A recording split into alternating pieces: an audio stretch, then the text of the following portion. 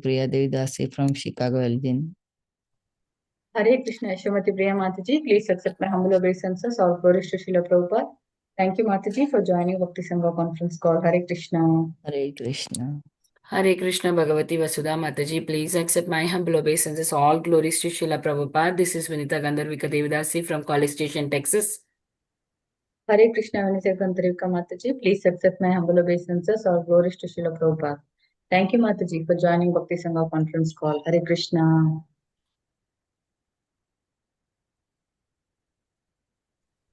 Hare Krishna Bhagavati Vasudha Mataji, please accept my humble obeisances. My humble obeisances to all the assembled devotees. All glories to Srila Prabhupada. This is Sundarangi Radha Devi Dasi from India. Hare Krishna. Hare Krishna, Sundarangi Radha Mataji. Please accept my humble obeisances. All glories to Srila Prabhupada.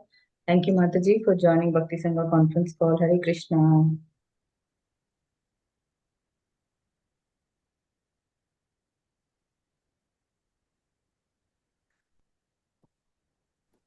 Hare Krishna Bhagavati Vasudha Mataji, please accept my humble obeisances. All glories to Srila Prabhupada and Shri Guru and Shri Gauranga, and all the glories to the assembled devotees. This is Manjari Leela Devi Dasi from Naperville. Hare Krishna. Hare Krishna, Manjali Leela Mataji. Please accept my humble obeisances. All glories to Srila Prabhupada. Thank you, Mataji, for joining Bhakti Sangha conference call. Hare Krishna.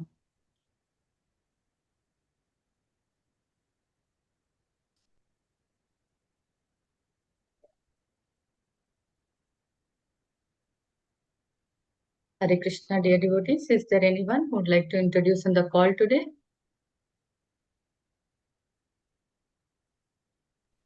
Hare Krishna Mataji, Dhanvat Pranams, all glories to Srila Prabhupada and the assembled devotees. This is Revati Preeti Devi Dasi from Atlanta Mataji. Hare Krishna, Revati Preeti Mataji. Please accept my humble obeisances. All glories to Srila Prabhupada. Thank you, Mataji, for joining Bhakti Sangha conference call. Hare Krishna.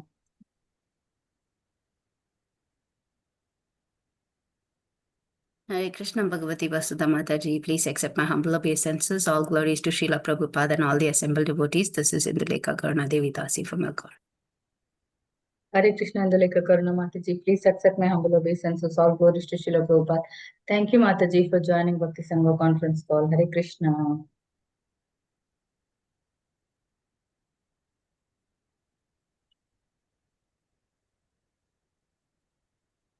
Okay. I welcome all of you once again. Thank you everyone for joining today's Bhakti Sangha conference call. Today we are really fortunate to have His Grace Baladev Prabhuji to enlighten us on the topic of Srimad Bhagavatam, verse number 8.6.39 onwards. So before I hand over the call to Prabhuji, I would like to hand over the call to Sundarangi Radha Mataji for the brief introduction on Prabhuji. Hare Krishna Mataji, over to you. Hare Krishna Mataji, thank you so much for giving me this opportunity. Hare Krishna, dear devotees. Today we are so fortunate to have His Grace Baladev Prabhuji on our call today. So here is a brief introduction about Prabhuji. Prabhuji came in touch with ISKCON in Mumbai in 1991. Prabhuji got his initiation in the year 1995 by His Holiness Radhanath Swami Maharaj at the age of year 18. His father introduced him to Krishna consciousness. He is coming from a family of devotees. His parents as well as immediate relatives are all devotees in ISKCON and are initiated by His Holiness Radhanath Swami Maharaj, His Holiness Loknath Maharaj, and His Holiness Gopal Krishna Maharaj. At the age of 23 years, after completing his education and settling his father's business with full blessings of his family, Prabhuji joined ISKCON Chowpatty Temple in Mumbai in 1999. And here is some details about Prabhuji's academic career. Prabhuji has done his bachelor's in physics with certification in advanced physics, and Prabhuji further holds multiple diplomas in various fields such as human resource and personal management, software management, and business communication, tourism. And Prabhuji also teaches Bhakti Sastri, Bhakti Vaibhava, and IDC, ISKCON Disciple Course, and other Sastri courses. Prabhuji is a part of ISKCON Chowpatty Temple. management team, and Prabhuji is ISKCON Chopati's congregation development team and its satellite center coordination team is under his guidance.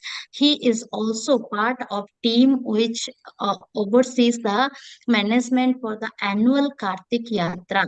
He is member of the national core team of ISKCON India Youth Preachers Association (IIYA). He is part of national team of ISKCON India Book Distribution Committee. He is regional secretary assistant in Maharashtra for Zone 5 district of Nanded, Jalna, Pravani, Hingoli. And Prabhuji has conducted inspirational and leadership seminars for students and faculties of many recognized universities, corporate sectors, multinational companies in India as well as abroad. Prabhuji also appeared in TV and radio shows. Prabhuji travels about to South America, Africa, and US to share ideas of systems for book distribution, temple management, and youth preaching. All glories to Prabhuji's all wonderful services. Here was the brief introduction about Prabhuji Mataji. Thank you so much. Over to you, Mataji. Hare Krishna. Hare Krishna. Thank you so much, Mataji, for that brief introduction on Prabhuji. Prabhuji there? Yes, Mataji, Prabhuji joined. Hare Krishna, Prabhuji. Please accept my humble obeisances. All glories to Srila Prabhupada. Hare Krishna. Thank you, Prabhuji. Hare Krishna, can you hear me? Yeah. Yes, Prabhuji, we can hear you. Thank you, Prabhu, for giving your valuable time and association in this Bhakti Sangha conference call. We are really fortunate to hear from you today on this topic of Srimad Bhagavatam. Today's verse is 8.6.39. Thank you, Prabhu. Over to you. Hare Krishna. Thank you, Hare Krishna. Om Namo Bhagavate Vasudevaya. Om Namo Bhagavate Vasudevaya. Om Namo Bhagavate Vasudevaya. We are continuing our reading from Srimad Bhagavatam, 8th canto, chapter number 6, 39th verse. Avaropya girim skandhat suparna patatam varaha yayo jalanta utsrijya harina savisarjita. Translation purport by His Divine Grace A.C. Bhaktivedanta Swami Srila Prabhupada Ki Jai. Translation. Thereafter, Garuda, the chief of birds, unloaded Mandara mountain from his shoulder and brought it near the water. Then he was asked by the Lord to leave that place, and he left. Purport. Garuda was asked by the Lord to leave that place because the snake Vasuki, who was to be used as the rope for churning, could not go there in the presence of Garuda. Garuda, the carrier of Lord Vishnu, is not a vegetarian. He eats big snakes. Vasuki, being a great snake, would be natural food for Garuda, the chief of birds. Lord Vishnu therefore asked Garuda to leave so that Vasuki could be brought to churn the ocean with Mandara mountain, which was to be used as the churning rod. These are the wonderful arrangements of the Supreme Personality of Godhead.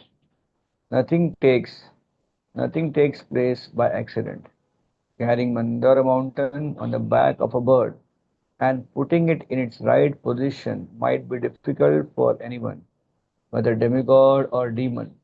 But for the Supreme Personality of Godhead, everything is possible, as shown by this pastime. The Lord had no difficulty lifting the mountain with one hand, and Garuda, his carrier, carried all the demons and the demigods together by grace of the Supreme Lord. The Lord is known as Yogeshwara, the master of all mystic power, because of his omnipotence. If he likes, he can make anything lighter than cotton or heavier than the universe. Those who do not believe in the activities of the Lord cannot explain how things happen. Using words like accident, they take shelter of ideas that are unbelievable. Nothing is accidental. Everything is done by the Supreme Personality of Godhead, as the Lord Himself confirms in the Bhagavad Gita. Maya Dakshena Prakriti Suyate Sacharacharam. Whatever actions and reactions occur within the cosmic manifestation all take place under the superintendence of the Supreme Personality of Godhead. However, because the demons do not understand the potency of the Lord, when wonderful things are done, the demons think that they are accidental. Thus ends, thus ends the Bhaktivedanta purport of the 8th canto, 6th chapter of the Srimad Bhagavatam, entitled The Demigods and Demons Declare a Truce. Om Jnanatimirandhasya Jnananjana Shalakaya Chakshurunmilitam Yena Tasmai Shri Guruve Namaha Shri Chaitanya Manobhishtam Stapitam Yena Bhutale Swayam Rupa Kadamayyam Dadati Swapadantikam Vandeham Shri Guru Shri Uttapadakamalam Shri Gurun Vaishnavamsha Shri Rupam Sagrajatam Sahagana Raghunathan Vitam Tam Sajivam Sadvaitam Savadhutam Parijana Sahitam Krishna Chaitanya Devam Shri Radha Krishna Padan Sahaganalita Shri Vishakhantam Shah Nama Om Vishnu Padaya Krishna Presthaya Bhutale Srimate Bhakti Vedanta Swamiti Namini Namaste Saraswati Deve Gauravani Pracharini Nirvishesha Shunyavadi Paschatya Deshatarini Vanchakalpatarubhyasya Kripa Sindhubhya Evacha Patitanam Pavanebhyo Vaishnavebhyo Namo Namo Jaya Shri Krishna Chaitanya Prabhu Nityananda Shri Advaita Gadadhar Shrivas Adi Gaur Bhakta Vrinda Hare Krishna Krishna Krishna Hare Hare Hare Rama Rama Rama Hare Hare.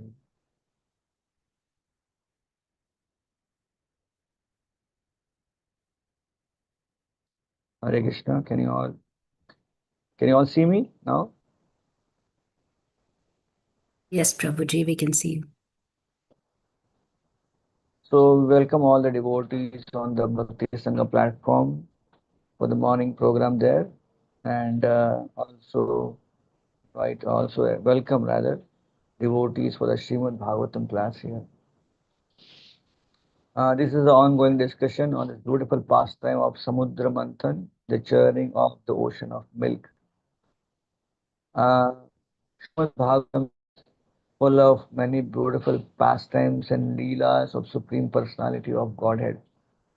And there are few pastimes in Srimad Bhagavatam which are popular even amongst general people because of the story lineup. We know that Srimad Bhagavatam contains beautiful stories and pastimes of um, Parikshit Maharaj, the stories of Ajamil, stories of Kapila Dev and his parents, and the story of Prachini Bharishat Prachetas, and so on and so forth. But Srimad Bhagavatam also contains some pastimes which are popular in the outside world, like Lord Narsingha pastime, like Lord Krishna's pastimes also popular, Lord Rama's pastimes. And among those popular pastimes, which also has a great knowledge in the outside audience, there is this pastime of Samudra Manthan, the churning of the ocean of milk. Like many people who are born in Sanatan Dharma in the land of India may not be very much accustomed to so much of devotion or Krishna consciousness, but definitely have heard in their life that there was something called as Samudra Manthan, and out of which Amrita came, and there was a fight between demigods and demons. They may not know the whole story, but at least they are aware of this. So this is the ongoing beautiful pastime which we are now hearing in details. Thanks to Srimad Bhagavatam and thanks to Srila Prabhupada for giving us Srimad Bhagavatam and giving us such a beautiful Leela and insight into the Leela through his purports. today's verse is a glorification of Lord's great devotee Garuda. Here it mentions that in this particular verse that Garuda was summoned by the Lord to lift this Mandara mountain. And this verse mentions that how when Garuda picked up the Mandara mountain, rather Garuda picked up the Lord, and the Lord was holding the Mandara mountain, and the Garuda also had picked up demons and demigods and traveled all the way to the shore of the ocean of milk. And Lord Narayan told Garuda that your service is over, now you can go, you are not required now. And Garuda very happily goes away because Lord Narayan knows that the next person to come in service is a person who doesn't match with the personality type of Garuda. So next person who's going to come in for service is Snake Vasuki. So there's a great dynamics we can see. We can learn so many lessons from Samudra Manthan. This one pastime is such a beautiful pastime. And Lord appears many times. Lord has many incarnations, and many of these incarnations have all come in this very beautiful pastime. We see Lord appearing as Mohini Murti, Lord appearing as Dhanvantari, and therefore the Ayurveda came into existence. We also see Lord appearing as Ajita. We also see her Lord appearing as Lord Tortoise, Kachapa Avatar. So there are so many beautiful incarnations in this very beautiful pastime. In this pastime also we find later that so many different byproducts come before the ocean, before the Amrita comes out. And some of them are taken by the demigods, some of them are taken by the demons. And this pastime also reveals the beautiful appearance of Mother Lakshmi. So Lakshmi has appeared here in Samudra Manthan as the daughter of the ocean. Therefore, we see many places in traditional temples. Lakshmi is called more or less glorified as a daughter of ocean. Even in Jagannath Puri, we see that Jagannath, Baladev, Subhadra Maharani are there, and there is also Lakshmi Mata in the altar. And Jagannath has married Lakshmi, and therefore Jagannath is the son-in-law of ocean god. And there are beautiful pastimes concerning how that ocean, because of its ferocious sound of the ocean, creates a disturbance for the sleep of Balaram and Subhadra. And Lord Jagannath is summoned by both of them and said, please tell your father-in-law to keep quiet and it disturbs our sleep. So like this, there is a lot of beautiful connection with Lord Jagannath, Lakshmi and Lakshmi's father. So here we see in this particular pastime of Samudra Manthan, Mother Lakshmi also appears. In fact, if you all know that when we have Diwali there are different types of Diwali, small Diwali, big Diwali. There is one Diwali called as Lakshmi Puja Day, also called Dhanteras. And that time we see that how that was the time when after Samudra Manthan when Lakshmi appeared, then all the devatas they came in front of Lakshmi and offered puja to her. And from that day onwards, part of Diwali celebration is this.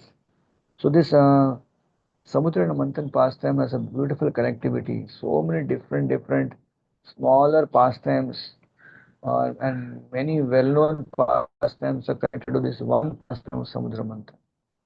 We also know about Kumbh Mela, right? Like recently we had this big Kumbh Mela in Prayagraj. And this Kumbh Mela also has connection with Samudra Manthan, where because of churning of the ocean. In fact, not just Samudra Manthan, it also has connection with this verse which we are reading because Garuda is involved here. So one of the beautiful stories, there are two versions of the stories. One version of the story mentions that when the demons and demigods saw that Dhanvantari had got the Amrita Kalash from the ocean of milk when the final churning was done. That time, the demons and demigods wanted to take the Amrita. The demons had the upper hand because they were very strong. So they snatched the Amrita from Dhanvantari. And when they were snatching it, it was Garuda who picked up the Amrita and ran away from that place. And when Garuda was flying away from snatching away the Amrita part, while flying, a few drops of those nectar fell in four places. And those four places have connection with four different places where the Kumbh Mela is done. So one is in Prayagraj, one is in Ujjain, one is in Nashik. In fact, next year is Nashik, and then one is Haridwar. So we see there's a connection here. Samudra Manthana's connection with Kumbh Mela, and the connection of Garuda is also there. So uh, a very beautiful. There can be many lessons which we can learn from this Samudra Manthan pastime. One important lesson which we should primarily learn is that how the demigods uh, were always in sync with whatever the Lord wanted from them. The beginning of this pastime is how the demigods lost everything, and the demons, they were able to snatch up all that the demigods had, their kingdom, their palaces, their wealth. And the demigods, being very tormented, they approached the Supreme Lord Narayan, and the demigods uh, took shelter of Lord Narayan. And Lord Narayan very beautifully told them that time is not very good now. So we can see that the demigods accepted that idea. And Supreme Personality of Godhead is the source of all time. He is called Kalosmi Bharatarshava. Krishna says that I am the destroyer of the whole world. And yet the same person, time factor, the supreme time factor, is telling to all the demigods, Abhi time achani, time is not good. So don't go and attack. Better try to have a truce. So this chapter is called as Demigods and Demons, they have a truce. So the idea of truce came from Supreme Lord Narayan. And Lord Narayan told the demigods that instead of fighting and going against the demons, it will be wise to go and make a truce and sign a pact by which both the parties can get benefited. And the idea of Samudra Manthan was given by Supreme Lord Narayan to demigods, and demigods humbled themselves and they went and approached the demons, and together they came. And even after they decided that they would do Samudra Manthan, they had no clue that how they're going to proceed, because Manthan means churning. When you churn something, you need some churning rod, right? And churning rod, if you have a small, uh, what we say, pitcher or earthen pot, then you have a churning rod in the form of stick. But what about churning an entire ocean? That means you need something just much more bigger and larger in size and able to withhold or withstand the pressure of churning. And they were all having no clue, and it was Lord Himself who told that you take Mandara mountain as a churning rod. And now the demigods and demons had gone to Mandara mountain to lift the Mandara mountain. But they were not able to lift the Mandara mountain. In fact, they struggled and just lifted it, and the Mandara mountain became so heavy that they got all uh, trapped under the mountain, and they started shouting for help of Lord Narayan. So everything they were doing, what Lord Narayan had told them, had so many obstacles, but they kept coming back to Lord Narayan for more guidance. So Lord has come here in this verse and the previous verse, and Lord has with His beautiful vision brought all the restored all the health and the validity of the demigods and demons. The Lord Himself picked up the Mandara mountain and He sat on Garuda. So Garuda was lifting the Lord along with Mandara mountain. Garuda was also lifting the entire race of demigods and demons. So how powerful Garuda has become. So Garuda plays a very, very important role in many Lord's pastimes. So here Lord empowered Garuda to uh, lift all of these people. In fact, the purport Srila Prabhupada mentions Krishna can make anything lighter and anything heavier. So here Lord made everything lighter so that Garuda can easily pick up all these things and take them on the shores of Milk Ocean. So Garuda plays a very vital role in as a carrier of Lord Narayan. In many temples, in traditional temples, we see there is Garuda Stamba, right? And in Garuda Stamba, we see that when Lord Chaitanya Mahaprabhu in Jagannath Puri, we see that he was standing near Garuda Stamba. He felt that he was a very small person, and that if he wants to attract the attention of Lord Jagannath, then best is to stand near a great devotee whom Lord always is happy to see. So therefore Chaitanya Mahaprabhu stood near Garuda Stamba because he was very sure that Lord Jagannath will see so many devotees, a big group of devotees taking darshan, but he will not miss his great devotee Garuda. And while seeing Garuda, and because someone is standing at the lotus feet of Garuda, then Lord will also glance His mercy on the person standing near Garuda Stamba. So Lord Chaitanya Mahaprabhu would stand near Garuda Stamba and take darshan of Lord Jagannath. So that is the greatness of Garuda. So Garuda, we see many temples in India will have Garuda Stamba or Garuda deity. In our Mayapur also temple, when we go, we see that we have Panchatattva, we have Nrsimha Bhagwan, Radha Madhav, Ashtakhi, and then we move out towards the temple of Vedic Planetarium. And there is a beautiful Garuda deity. So many devotees, when they come for morning program or they come first time to temple in the day, then they offer the obeisance to Garudji, and then they enter the temple and see the deities. So Garuda is is a very well known devotee among devotee circles, especially in temples. You will find Garudji and Hanumanji together in many temples. So Lord's favorite carrier is Garudji, and many pastimes for the Lord we see Lord coming to deliver his devotees or to save his devotees, to kill demons on a carrier Garuda.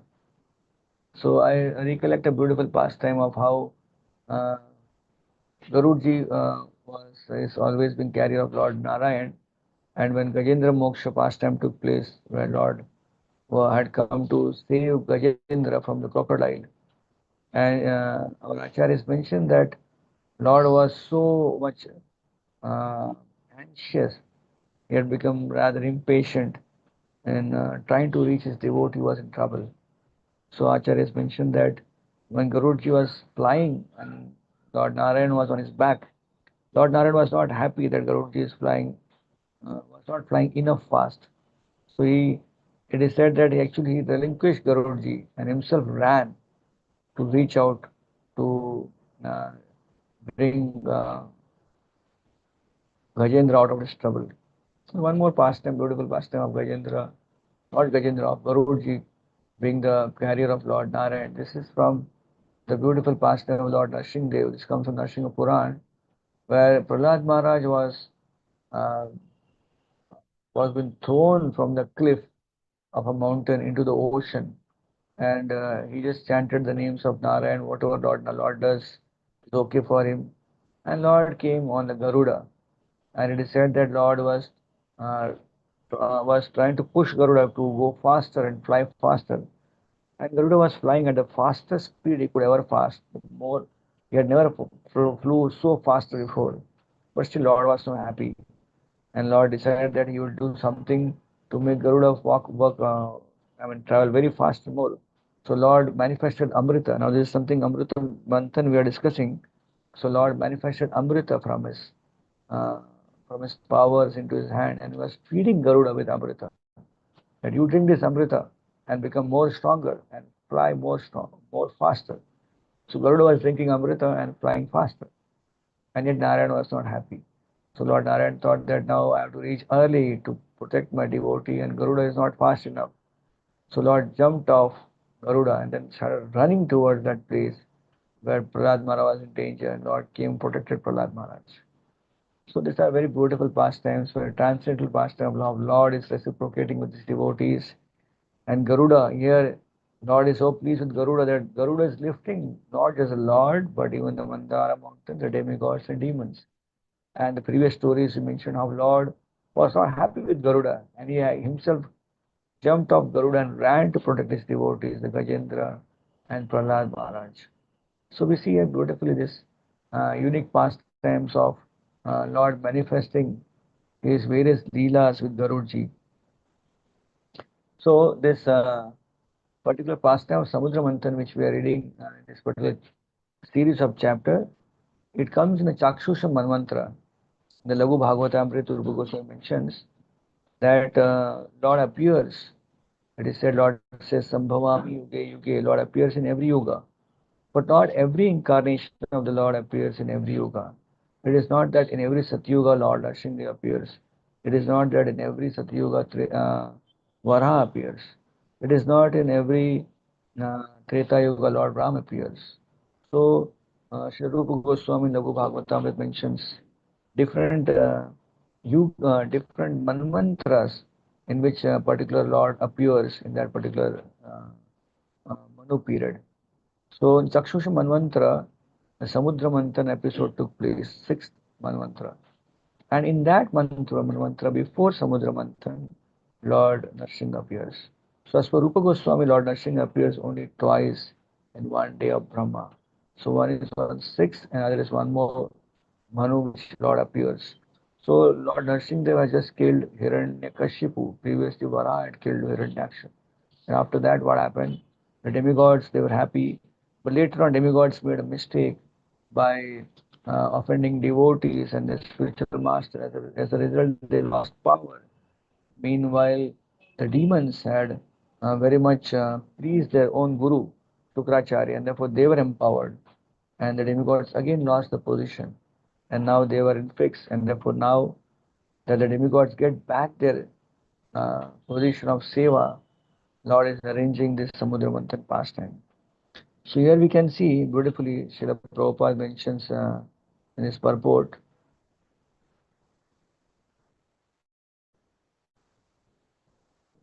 the Prabhupada here,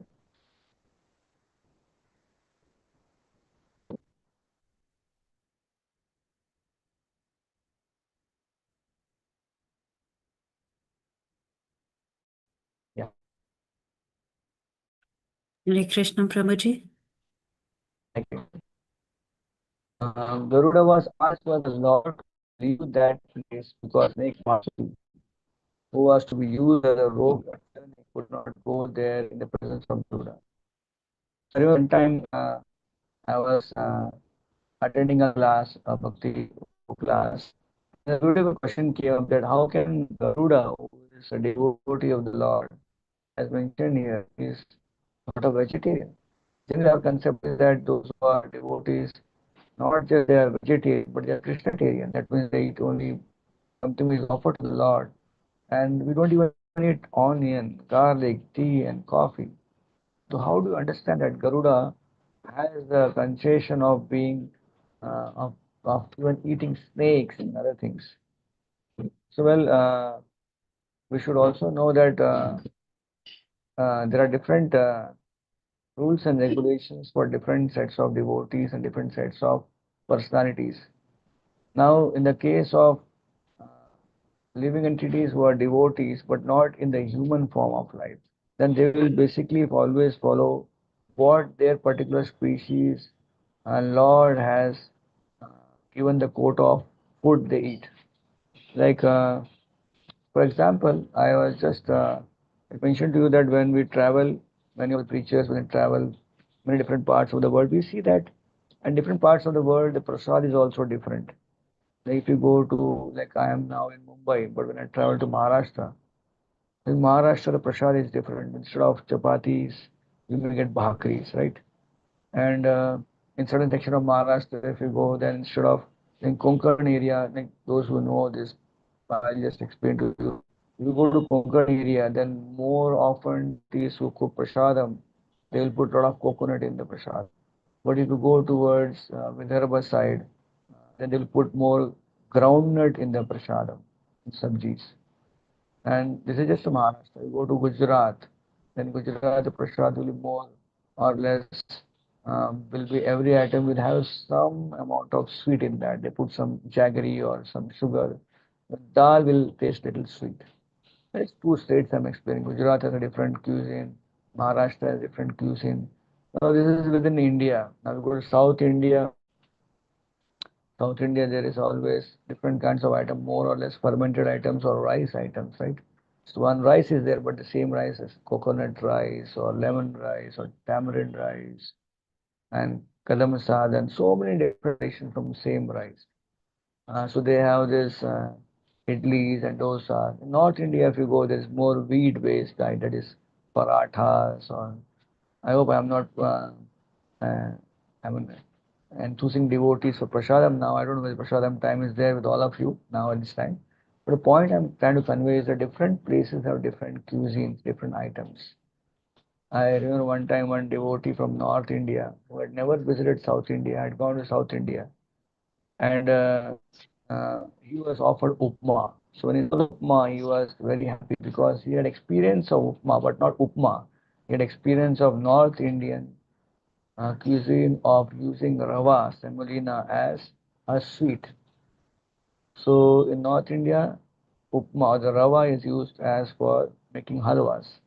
Now, when we went to South India, he had no idea. So he picked up the upma plate and he thought it's sweet and he ate.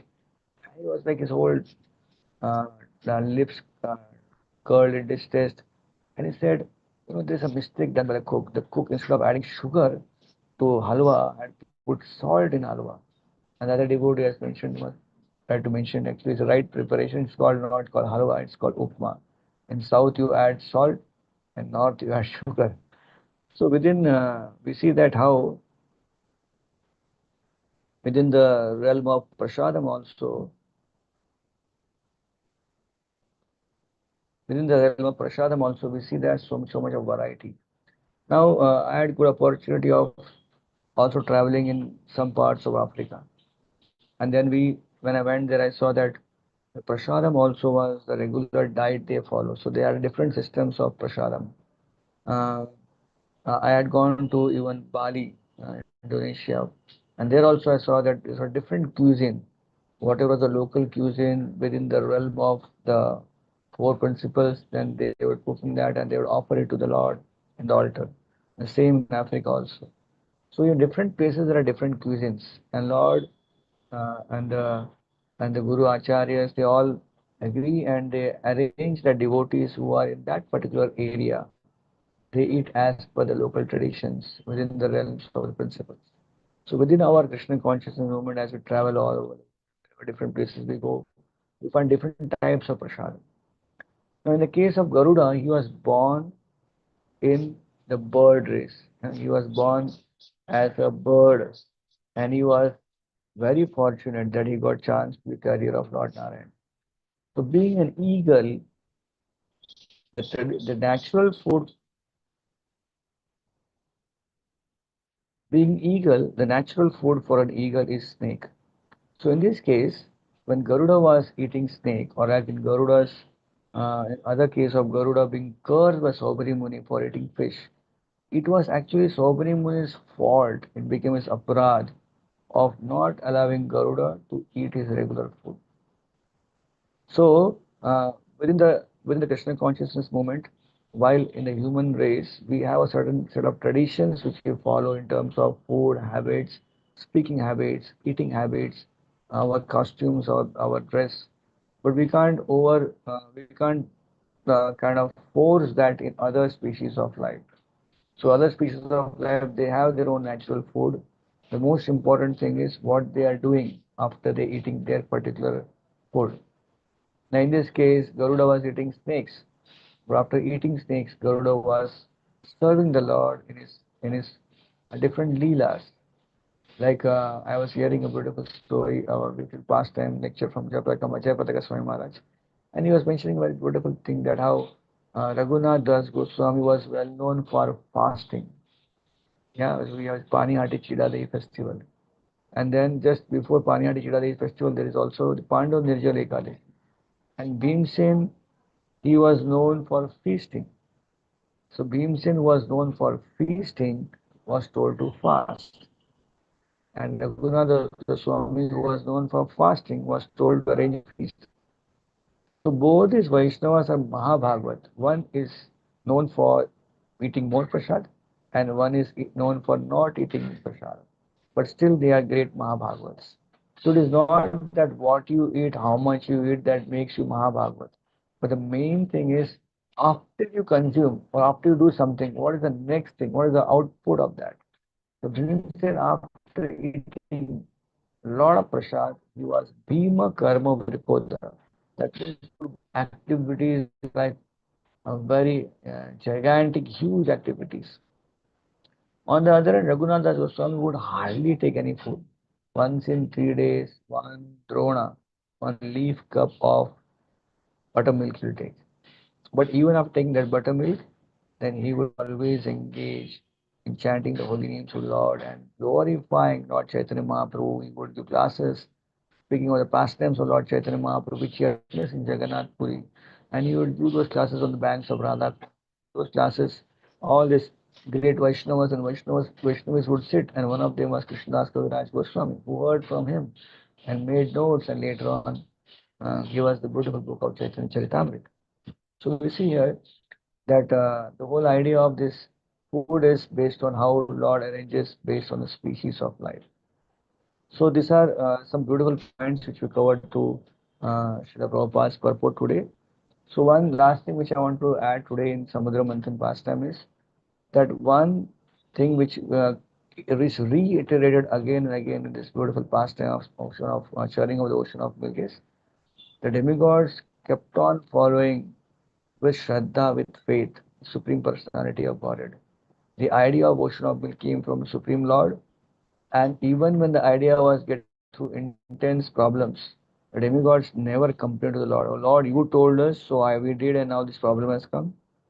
Demigods were always subservient, and they kept coming back to the Lord and asking for more guidance, and the Lord kept on giving more guidance. And it was constant guidance of the Lord with the demigods. They accepted it and followed it. That led to the whole pastime getting fully the fulfillment of the wish of the Lord in the terms of the end result, and that is the churning of ocean of milk getting out as the Amrita which came. And finally, because the demigods accepted the Lord's worship, so therefore Mohini Murti came the last and the last star in this whole episode. She enticed the demons, fooled them, and gave Amrita to the demigods as uh, uh, as a as a reciprocation for their surrender to him. So we can learn a beautiful lesson from Samudra Manthan that no matter what we go through in our life, ups and downs, we should regular guidance of Supreme Lord, Supreme Lord's devotees, our spiritual mentors, our senior devotees. And even though when we go through their guidance and approach and we get more uh, what we say obstacles in our life, we again reapproach them, and we also take more guidance of how to overcome more ahead obstacles in our life. And if you do so, what will happen when you go through all these obstacles in proper guidance of devotees? Then eventually, as the demigods, after this whole big episode of Samudra Manthan, received Amrita. Similarly, we will also receive Amrita. What is Amrita? The Amrita for us is to achieve Lord Krishna's lotus feet.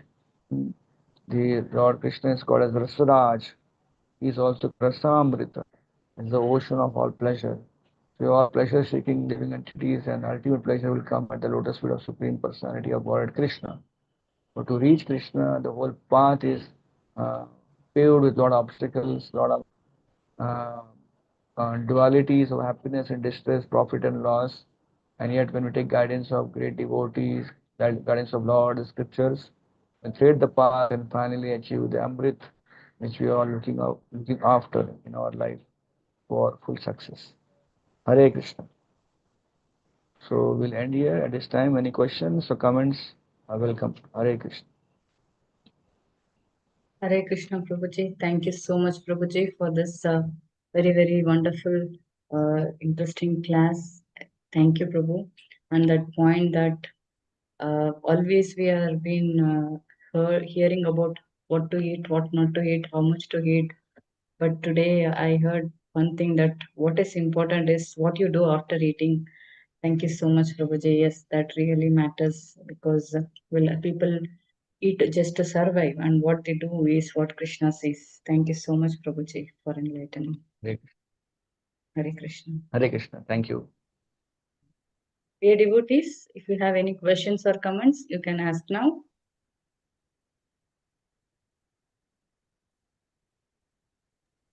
Hi Krishna Prabhuji, Dandavat Pranam, Jai Srila Prabhupada. Thank you so much, Prabhuji, for this beautiful class, Prabhuji. I just had a question, Prabhu. You were talking about how Prayag was related to Garuda taking the nectar. Can you please just elaborate a little bit on that pastime? Yeah. Thank you, Prabhuji. Yeah. So there are two versions of this pastime of Kumbh Mela. So one version is how when Dhanvantari Lord came out from the ocean of milk carrying the nectar pot, the demigods and demons ran to take the nectar. And the demons were very powerful, so they could snatch the nectar from Dhanvantari. And while they were snatching and they were fighting amongst each other, Garuda came and he snatched the nectar. from them. So it was that time when he snatched the nectar and he was flying, the drop of nectar fell in 4 places. So these 4 places where the drops fell were in Haridwar, in Prayag, in Nashik, and in Ujjain. And at a certain constellation of nakshatras, this Amrit is said to again appear back from the same place. And those constellations is the time when the Kumbh Mela takes place. So we had this year, in the beginning of this year, in January, end to February, we had this Kumbh Mela, and that was the time when there was like there are 4 snans, 4 important snana or bathing dates where many people want to come and take bath on that day, because that is a constellation time when the Amrita appears, reappears on that particular day in that particular place. So that has connection with Garuda, because Garuda was the one who mentions that he snatched the pot in his hand, and while flying, the drops fell there. Thank you, Prabhuji. Thank you so much, Prabhuji. Next, I request Anita Mataji, you can please ask your question. Hare Krishna Mataji, thank you. Hare Krishna Prabhuji, please accept my humble obeisances, all glories to Srila Prabhupada. Thank you so much, Prabhuji, first of all, for a very wonderful class. Very nicely you explained about the prasadam, though it's thank God for this prasadam now. So, but still, we relished it virtually when you were saying about the different parts of India or different countries, so they have different cuisines. And also, I like the point you said that even when the demigods, when they were tested for so many times, they did not blame the god, but they came to the Lord and they were asking for the help from the Lord only. So that was a very good point, which I took it, means like it was a takeaway point for me. Like, see, when we get some difficult times, we, of course, means like myself, we go and say that why this is happening. So we question the Lord, right? So that should not be there. That's what I just learned from this past when you said. And my question is, Prabhu, you were saying about the appearance of Lord Narsinghadev 2 times, right? I think I heard it correctly. Yeah. But I have heard that Varahadev appearance is 2 times. Narsinghadev appearance 2 times. Can you explain, Prabhu?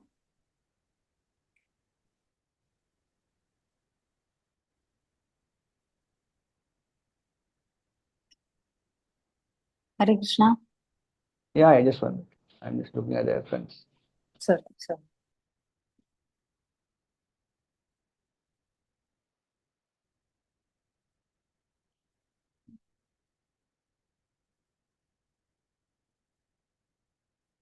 I'm searching through my notes exactly that place from where I got this information. So I'm able to give you exact information on that. So here it is, Bhagavatam notes. Yeah, so Narsingha appeared in Chakshush Manvantra just before Samudra Manthan. Okay, and it says 13 avatars from Kumaras to Prithvi appeared during Swayambhu Manu, and Varaha and Matsya also reappeared in other Manus as well. Narsingha Bhagwan appeared in Chakshush Manvantra. And why Chakshush Manvantra? Because Daksha's second birth in Chakshush Manvantra, and we got daughter as Diti, and she got married to Kashyapa. And through them came Hiranyakashipu and Hiranyaksha. So Varaha and Narsingha came in Chakshush Manvantra. So here this is one reference. Then yeah, Dhanvantri also came twice, Chakshush Manvantra, and 7 is Vaivasvat Manvantra. And then Vaman, they appear 3 times in one day of Brahma. So this is all mentioned in Rupa Goswami's Laghu Bhagavatamrit. Okay. So Narsingha came twice. So I'm just looking for that reference it mentions here, in which other Manvantri has come to it. I'm not able to get that. Maybe I'll post it next to Shama Mataji. She can find it. She can follow it. Yeah. Okay, sure, Prabhu. Sure. Thank you so much. It's in Laghu Bhagavatam, that's what you said, right? Yeah, Laghu Bhagavatam is a small book which Rupa Goswami wrote. Rupa Goswami wrote commentaries on Bhagavatam, but he also thought, let me write a small book, which is a technical book and also condenses the whole Bhagavatam in form of information. So that is Laghu Bhagavatamrita. So thanks to Banu Maharaj, he has given that book also to all of us in English language. Thank you so much, Prabhuji, and for sharing that with us. Wonderful. Very good. Thank you so much, Mataji, for that question. Thank you, Prabhuji. Devotees, dear devotees, if you have any questions or comments at this moment, we can take now. Okay.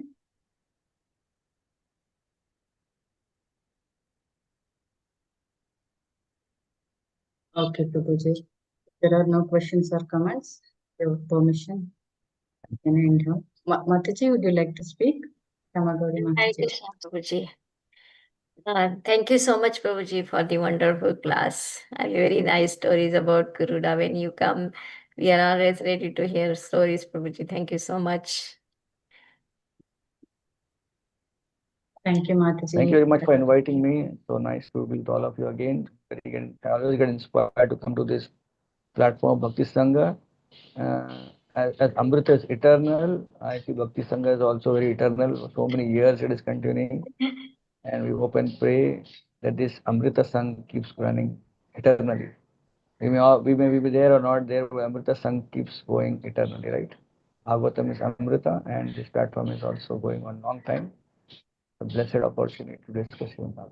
Thank you. Very good. Thank you so much, Prabhuji. Today your class was also like Amrit, Prabhuji. Please Amrita. come again. Very good. Wonderful. Thank you for. Hare Krishna.